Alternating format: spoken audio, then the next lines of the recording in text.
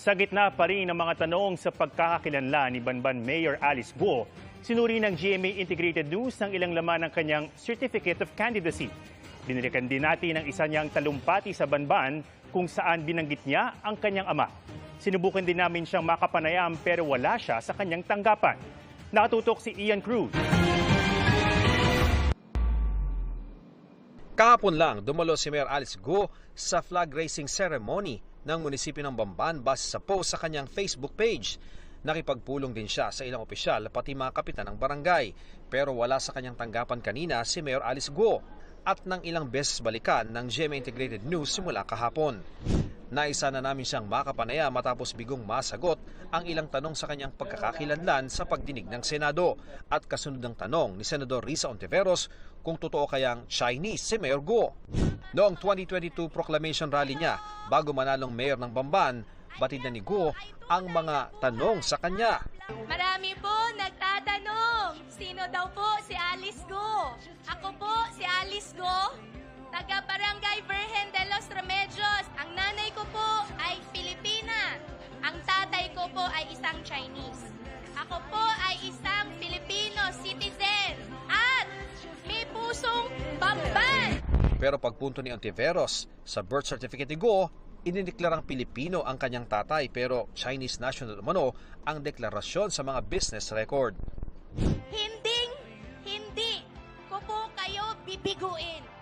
Noong 2022 elections, tumakbo si Guo bilang independent candidate.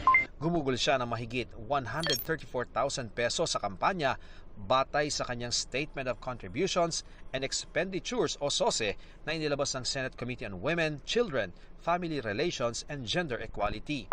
Sa kanyang Certificate of Candidacy naman na nakuha ng GMA Integrated News Research sa COMELEC Central Office, nakasaad na ipinanganak siya sa Tarlac-Tarlac noong 1986. Nakasaad din dito noong October 2021 ay mahigit 18 taon na siyang residente ng Bamban.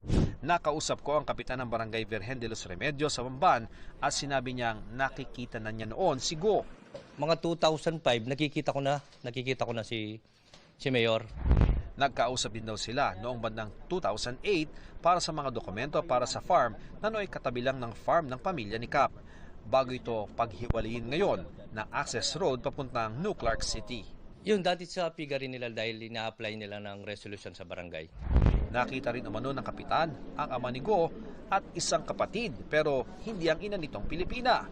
Iniimbestigahan ngayon sa Senado kung anong kaugnayan ni Guo sa Zune U1 Technology, ang pogo sa likod ng munisipyo ng Bamban na ni-raid nitong Marso dahil sa human trafficking at serious human illegal detention. Ayon kay Senador Win Gatchalian, may natagpuan daw sa loob na bill sa kuryente na nakapangalan umano sa alkalde. Isa rin sa natagpuang sasakyan sa pogo ay nakarehistro kay Guo. Tinext, tinawagan at in-email namin ang lahat ng alam naming available contact si Mayor Guo pero hindi siya sumasagot. Pero dati nang itinanggi ni Guo na may kinalaman siya sa mga illegal na aktibidad sa Pogo Hub.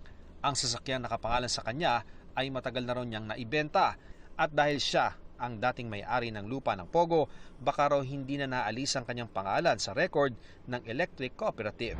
Para sa GMA Integrated News, Ian Cruz, nakatutok 24 oras.